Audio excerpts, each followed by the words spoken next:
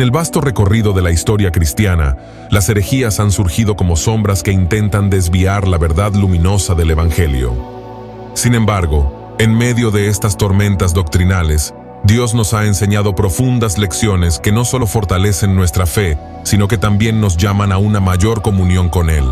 Estimado oyente, en este viaje espiritual, exploraremos 5 poderosas lecciones que emergen de las herejías, lecciones que nos invitan a abrazar con más fervor la verdad, a discernir con sabiduría y a permanecer firmes en la fe que una vez fue dada a los santos. Que estas reflexiones despierten en nosotros un renovado amor por la verdad y un celo ardiente por la pureza del Evangelio. Antes de continuar, no te olvides de suscribirte a nuestro canal y activa la campanita de notificaciones para que YouTube te avise cada vez que publicamos un video nuevo. ¡Empezamos!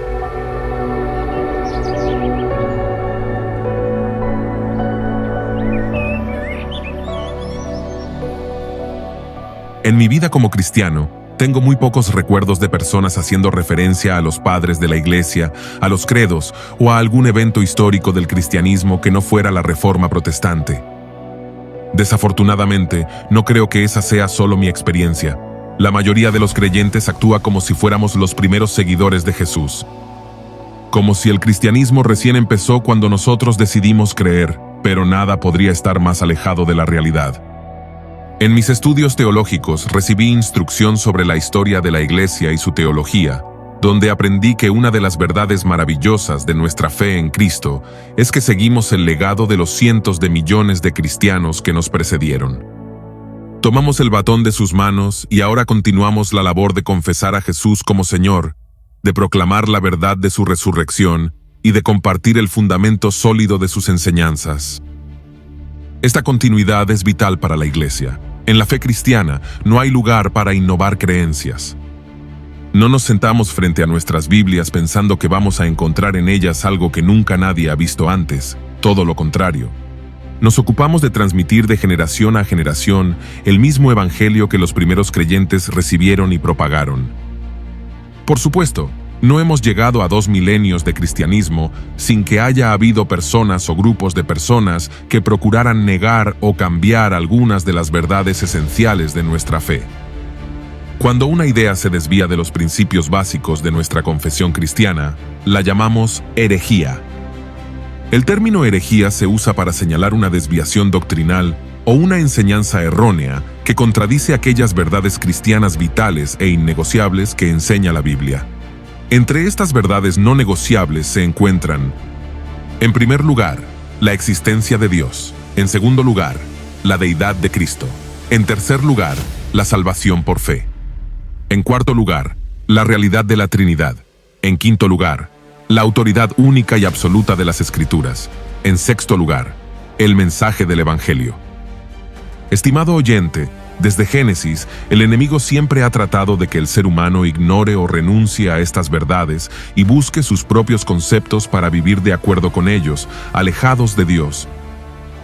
La realidad de la incursión de herejías en la Iglesia de Cristo fue prevista por el apóstol Pedro, quien advirtió en su segunda carta, capítulo 2, versículo 1. Pero hubo también falsos profetas entre el pueblo, como habrá entre vosotros falsos maestros, que introducirán encubiertamente herejías destructoras, y aún negarán al Señor que los rescató, atrayendo sobre sí mismos destrucción repentina.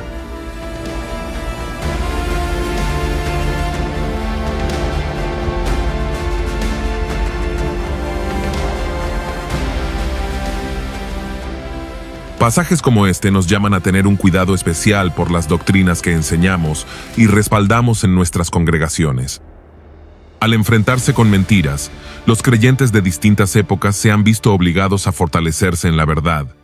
El resultado ha sido una iglesia global mejor capacitada para combatir las artimañas engañosas del error. En esa misma línea, los herejes también nos han dejado valiosas lecciones que podemos aplicar a nuestras vidas cristianas particulares. Estimado oyente, estas son, al menos, 5 lecciones que podemos aprender todos los cristianos de las herejías que surgieron en la historia de la Iglesia. Número 1. Entender en qué creemos es un antídoto contra el error. Arrio es uno de los herejes más prominentes de la historia de la Iglesia. Este sacerdote de Alejandría del siglo IV aceptaba la deidad y eternidad de Jesús, pero negaba que compartiera una misma esencia con el Padre. Aunque la Iglesia sabía que la declaración de Arrio era una herejía, los creyentes carecían del lenguaje necesario para comunicar la verdad expresada en las Escrituras. Esto propició la primera reunión mundial de obispos en el año 325 después de Cristo. El resultado fue la creación del famoso Credo Niceno, que reafirma con base en la Biblia la igualdad del Padre, del Hijo y del Espíritu Santo. La herejía de Arrio causó división y conflicto en la Iglesia, pero también impulsó a los creyentes a desarrollar un vocabulario preciso y consistente con las Escrituras para referirse a la relación entre las personas de la Trinidad. Por la insistencia y popularidad del error de Arrio, los creyentes entendieron que no bastaba con llamar a algo incorrecto, sino que debían definir a qué llamaban correcto a la luz de las Escrituras. A los seguidores de Cristo hoy en día, esto nos enseña que debemos armarnos con la verdad en nuestra lucha contra el error. En términos prácticos, esto significa saber qué pasajes bíblicos muestran la realidad del Dios Trino o la verdad de que Cristo vendrá por segunda vez, por dar algunos ejemplos. Necesitamos entender qué creemos y por qué lo creemos. Estimado oyente, preguntémonos, ¿qué enseña la palabra de Dios al respecto? ¿Dónde lo dice? ¿Qué ha enseñado la Iglesia por siglos al respecto? ¿Qué tan esencial es este tema para nuestra fe? Las respuestas nos ayudarán a identificar el error y a resistirlo bíblicamente.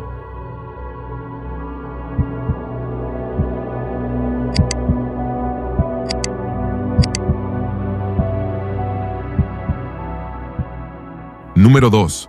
Los misterios de Dios no se explican, se protegen. Si el Padre es Dios, el Hijo es Dios y el Espíritu Santo es Dios, ¿cómo es que solo existe un Dios? ¡Qué buena pregunta! En el siglo III, el teólogo Sabelio propuso la siguiente explicación, que luego fue condenada como herejía. El Padre, el Hijo y el Espíritu Santo no son tres personas diferentes, sino que se trata de un solo Dios que se manifiesta en diferentes modos.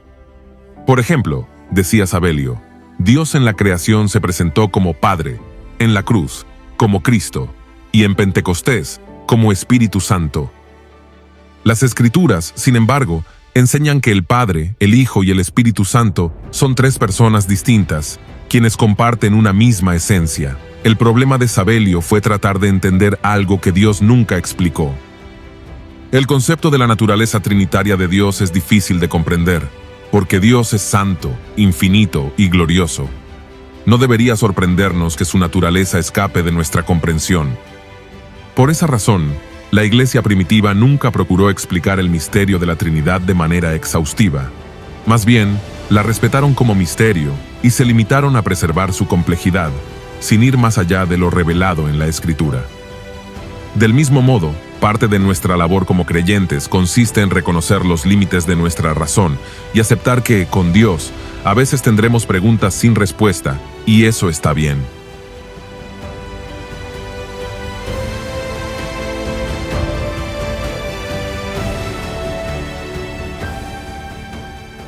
Número 3. La buena teología no se produce con buenas intenciones. Algunos herejes prominentes de la Iglesia probablemente tenían buenas intenciones. Apolinar, por ejemplo, propuso que Cristo era humano solo en apariencia.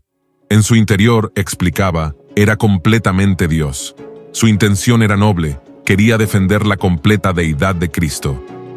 Desafortunadamente, minimizó su humanidad en el proceso. Esto fue condenado por la Iglesia en el siglo IV, pues las Escrituras presentan a Cristo como completamente Dios y completamente hombre.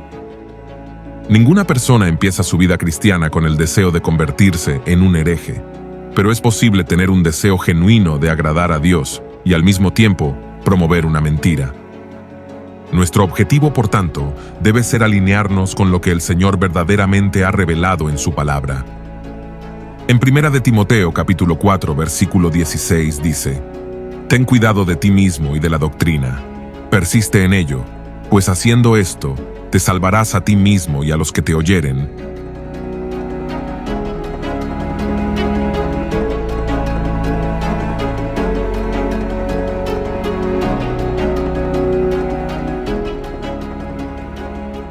Timoteo y todo pastor deben examinar constantemente dos grandes áreas de preocupación, su vida y su doctrina. No hacer esto significaría un gran peligro tanto para Timoteo como para aquellos en su congregación. Si no cuidaba de sí mismo, Timoteo podía sufrir un naufragio. Si no cuidaba de la doctrina, Timoteo podía dirigir a otros por mal camino o no acercarlos a la salvación de Dios. Aquellos que escucharan o oyeren a Timoteo como pastor debían de escuchar la doctrina. El llamado principal de Timoteo no era para entretener o divertir, ni siquiera para ayudar con cosas prácticas. Era presentar la doctrina bíblica y cuidar de esa doctrina. Estimado oyente, recuerda que este mandamiento fue dado primero a un ministro, Timoteo, y luego por extensión a todos los cristianos. El texto dice: ten cuidado de ti mismo y de la doctrina. Otras versiones, la palabra doctrina, lo traducen como enseñanza. Dicho de otro modo, pastor, estudia teología. Incluso hasta el final de su vida, Pablo fue un ejemplo de estudio diligente. A pesar de su profundo conocimiento de las Escrituras y de todo lo que había visto y experimentado como apóstol, suplicó a Timoteo en el capítulo final de su última carta inspirada: cuando vengas, trae los libros, especialmente los pergaminos. Si hubiera una persona que no necesitara estudiar más teología, ¿no crees que sería Pablo? Si hubiera un momento en el que no necesitara tener cuidado de su enseñanza, ¿no crees que sería justo antes de morir? Pero él sabía que mientras su mente estuviera trabajando, no había nada mejor para poner en ella que la verdad de la palabra de Dios. Durante décadas he observado que pocos ministros persisten en el estudio de la teología. Muchos dejan de leer libros, escuchar podcasts o asistir a conferencias diseñadas para agudizar su pensamiento teológico y profundizar su comprensión doctrinal. ¿Qué ha resultado de esto? Las palabras de David Wells en su libro No Place for Truth, Sin lugar para la verdad, son hoy aún más ciertas. Ahora tenemos menos fidelidad bíblica, menos interés por la verdad, menos seriedad, menos profundidad y menos capacidad para hablar de la palabra de Dios a nuestra propia generación de un modo que ofrezca una alternativa a lo que ya piensa. En tiempos mucho más complejos que hace 30 años, la Iglesia y sus líderes necesitan más teología, no menos. Te salvarás a ti mismo y a los que te oyeren. Y así como la infidelidad o la negligencia de un pastor es fatal para la Iglesia, también es correcto atribuir la salvación de la misma a la fidelidad y diligencia del pastor. Es cierto que solo Dios salva, y ni siquiera la parte más pequeña de su gloria puede ser transferida al hombre, pero la gloria de Dios en ninguna forma es hecha menos por su uso del trabajo de los hombres para otorgar la salvación.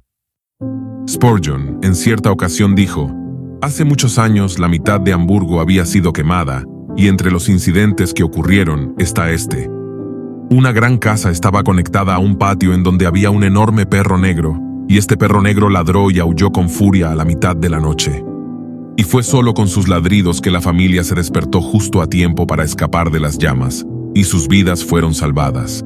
Pero el pobre perro estaba encadenado a su perrera, y aunque ladró y salvó las vidas de otros, él fue quemado. Oh, que ustedes que trabajan para Dios en esta iglesia no mueran de esta manera. No permitan que sus pecados los encadenen, de tal forma que mientras advierten a otros, ustedes mismos se pierden.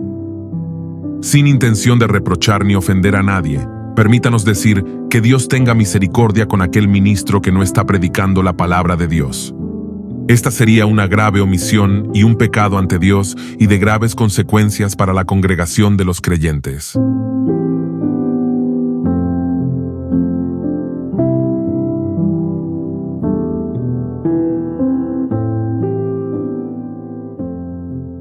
Número 4.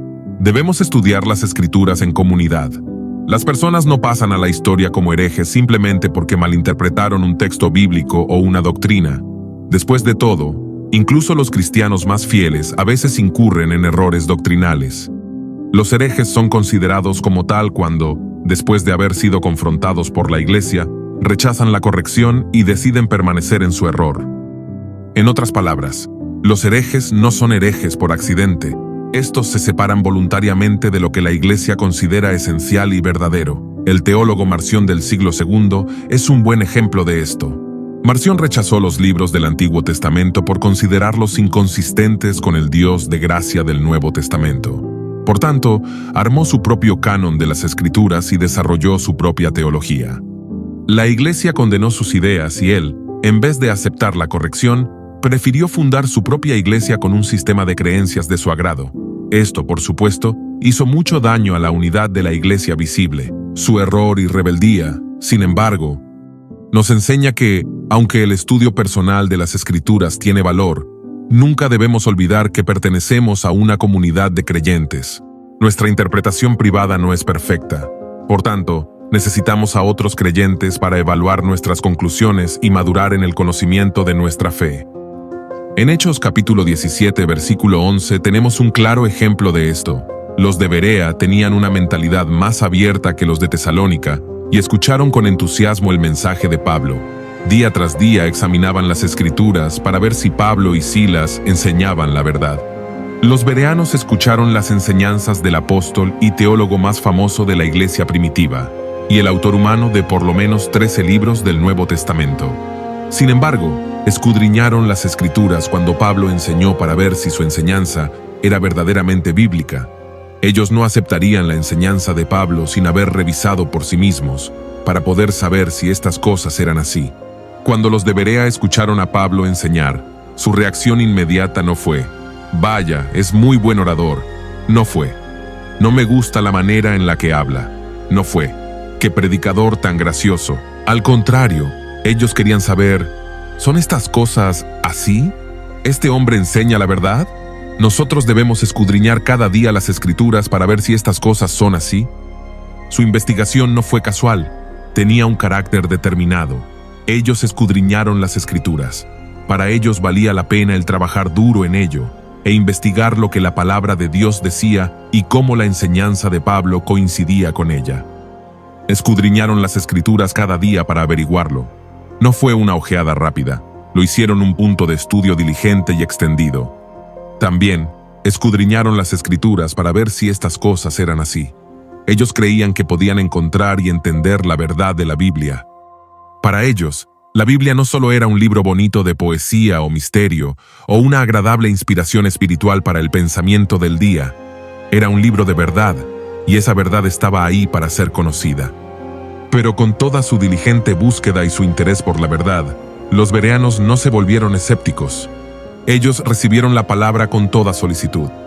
Cuando Pablo predicó, tenían corazones abiertos, pero también mentes despejadas. Muchas personas tienen sus mentes despejadas, pero corazones cerrados, y nunca reciben la palabra con toda solicitud. Eran estas dos cosas las que hacían que los bereanos fueran más nobles que los que estaban en Tesalónica. Por su parte, Pablo no tenía nada que temer sobre el diligente escudriñar de las Escrituras por los bereanos. Si ellos en verdad estaban buscando a Dios y a su palabra, descubrirían que lo que Pablo predicaba era verdad. Esto es exactamente lo que pasó entre los de Berea, así que creyeron muchos de ellos. Los creyentes deben recibir las verdades esenciales de la fe desarrolladas en la iglesia primitiva, pero no deben depender solo de su lógica interior. Los cristianos deben escudriñar las Escrituras para ver cómo esas enseñanzas son sostenidas por el testimonio de la palabra de Dios. No debemos actuar como si fuéramos los primeros en leer la Biblia, pero tampoco debemos poner la Biblia a un lado para poner nuestra confianza en verdades externas como los credos. Recibimos las verdades que nos han sido transmitidas y a través de la autoridad de las Escrituras, las verificamos y las observamos. Por último, también hay que considerar que los bereanos aprenden como una iglesia reunida. Esto no debe sorprendernos, pero quizás lo haga. En nuestra era individualista, la idea de estudiar teología trae a nuestra mente podcast, devocionales privados y lecturas personales. Esta no era la manera de actuar de los bereanos. El texto nos dice que ellos se reunían diariamente en la sinagoga para escudriñar las Escrituras. Esto involucraba la lectura pública de las Escrituras, debate y discusión por parte de los maestros, enseñanza y exposición, así como conversaciones sobre las enseñanzas. Este acto de interpretación, sin importar los detalles de lo que haya implicado, se llevaba a cabo en comunidad. Esto no es incidental, sino fundamental al propósito mismo de las Escrituras. Uno de los teólogos posteriores a la Reforma, Franciscus Junius, nos ayuda en este punto. Junius hace una diferencia entre el propósito principal de las Escrituras y su propósito instrumental. Su propósito principal es la revelación de Dios como Padre, Hijo y Espíritu Santo. Su propósito instrumental es la gloria de Dios en la Iglesia a través de la sabiduría de la verdadera rectitud, el debilitamiento de nuestras adicciones pecaminosas y llegar a la plena estatura de Cristo, que constituye el bien presente y futuro de la Iglesia. Este es un punto clave para la interpretación bíblica. Si el propósito de las Escrituras es la revelación de Dios y su gloria en la Iglesia, entonces las Escrituras no pueden ser interpretadas adecuadamente separada de la comunidad, sabiduría y misión de la Iglesia. Si queremos ser bereanos, no debemos divorciar el hacer teología de la comunidad. Nos necesitamos el uno al otro para discernir las enseñanzas de las Escrituras. La teología no puede ser hecha lejos de la Iglesia.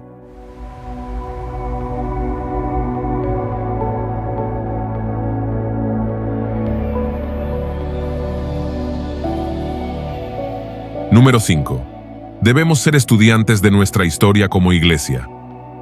Quien no conoce su historia está condenado a repetirla, dijo el filósofo George Santayana. Y pienso que nadie podría estar más de acuerdo con él que los cristianos. Muchos de los errores que circulan entre los cristianos hoy son herejías que la Iglesia ya ha condenado en el pasado. Al desconocer nuestra historia, enfrentamos esas herejías sin las herramientas que nuestros predecesores en la fe han dejado para nosotros. Por ejemplo, a los cristianos no nos hace falta ni siquiera considerar que podemos ganarnos la salvación a través de nuestras buenas obras o que Dios ayuda a quienes se ayudan a sí mismos. Estas son ideas heréticas, condenadas por la Iglesia Universal en el siglo V, cuando el monje Pelagio las propuso por primera vez. No, Dios no ayuda a quienes se ayudan a sí mismos.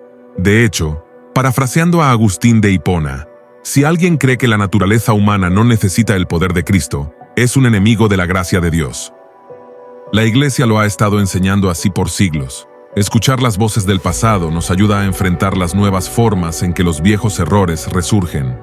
Así pues, al considerar una corriente de pensamiento, vale la pena preguntarnos: ¿la Iglesia ya ha escuchado esta idea antes? ¿Cómo respondió a ella? Consideremos la sabiduría de Dios en nuestros hermanos y hermanas del pasado.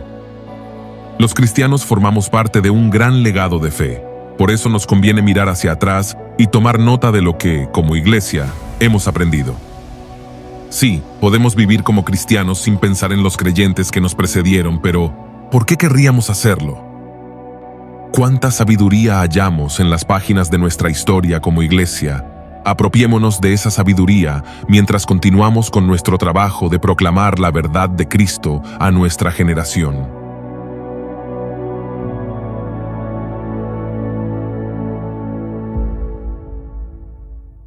Y así llegamos al final de este video. Gracias por ser parte de nuestro canal. Dios te bendiga abundantemente.